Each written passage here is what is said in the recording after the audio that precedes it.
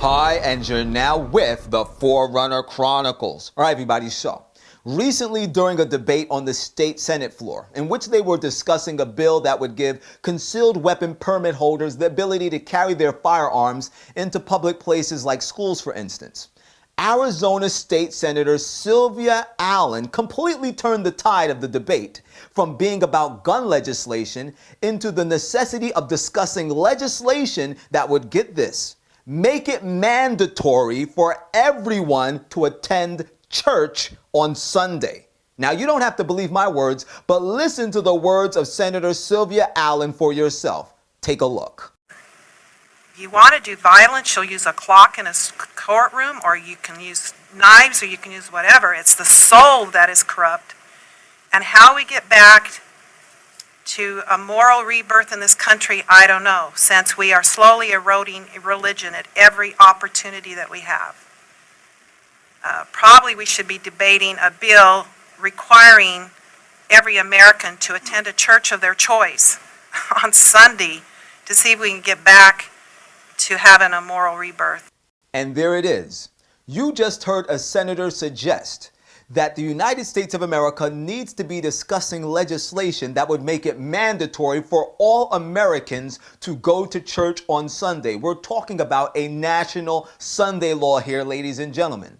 And what I find even more intriguing is the premise that she presented that would make a Sunday law bill even debate-worthy within the legislative process. If you notice, she stated that if somebody wants to commit a violent act, they can use a clock off of the wall. They can use a concealed firearm. It really doesn't make a difference what tool a person uses to take the life of another individual. Because if an individual has set it in their hearts that they want to kill someone else, guess what? They're going to kill them by any means necessary. Therefore, according to Senator Allen, the problem doesn't really lie in giving people the permission to carry concealed weapons in public areas, but rather the problem lies in the immorality that is now pervading the American society that would lead persons to kill someone with a concealed weapon or any other type of object for that matter. That's why she says there needs to be a moral rebirth in the United States of America. And to agitate or to bring about this moral rebirth, she believes that mandating Sunday as a day of worship for all Americans will do the trick. Just listen to her express these exact same sentiments when she returned to the Senate later on that day to defend her earlier statements on the Senate floor concerning the passing of Sunday legislation. I made a remark about America's in a need of a moral rebirth. Ellen then said she couldn't understand why her remarks would be controversial. To try to bring back this moral rebirth to our country, to turn our hearts back to good things, that is some sort of amazing thing for me to have said, and that would be offensive to people. So according to Senator Allen, to reinstitute morality within society, you have to institute religion. And to effectively institute religion, you have to legislate Sunday sanctity. In a work world, what difference will one day make?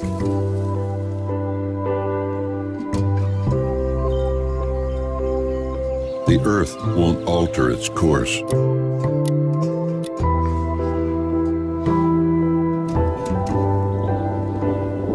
Cats and dogs will be cats and dogs.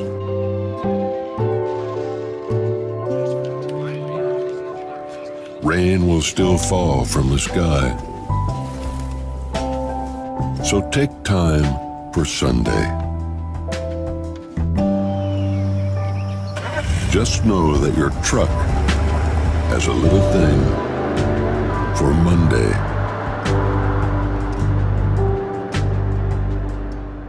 Now, it's an unquestionable fact that Senator Sylvia Allen doesn't begin to possess the legislative power that is necessary by herself to bring about a national Sunday law tomorrow. However, you have to remember, every avalanche begins with at least one snowflake. And this type of rhetoric that was spewed by Senator Sylvia Allen It provides the right type of momentum to produce a snowball effect that will inevitably bring about a time of trouble such as never was upon planet Earth, which will be initiated by the passage of a national Sunday law here in the United States of America. They're getting ready to try to mount an attack against immorality, and they're going to push so far and so hard that they're going to seek to set in place legislation that will legally seek to coerce the consciences of the citizens of the United States of America to bend to their religious tenets. And in doing so, persecution will follow. Even Dr. Benjamin Carson is aware of this. I do know, in looking at prophecy, that the United States will play a big role, that there has to be a return first to a religious awakening, and more than likely, any persecution, particularly of the Sabbath, will come from the right, not from the left. And people will get a little bit overzealous, and then they'll say, see how much better things are now that we've come back to God, and we need to go completely back to Him, and we need to go, and they're going to go overboard. I hope by that time I'm not around anymore. Ladies and gentlemen, this September of 2015, when Pope Francis visits the United States of America to attend the World Meeting of Families in Philadelphia, you can be 100% certain that he will use that massive platform to once again promote his propaganda that Sunday rest, Sunday worship is necessary for all mankind to strengthen the family and to strengthen morality within society. The Bible tells us in 1 Peter chapter 4 and verse 7, but the end of all things is at hand. Be ye therefore sober and watch unto prayer. And I say unto you, the end of all things is at hand. Please wake up. It's time to be ready. As always, this is the Forerunner. And whether you like it or not, the truth is the truth.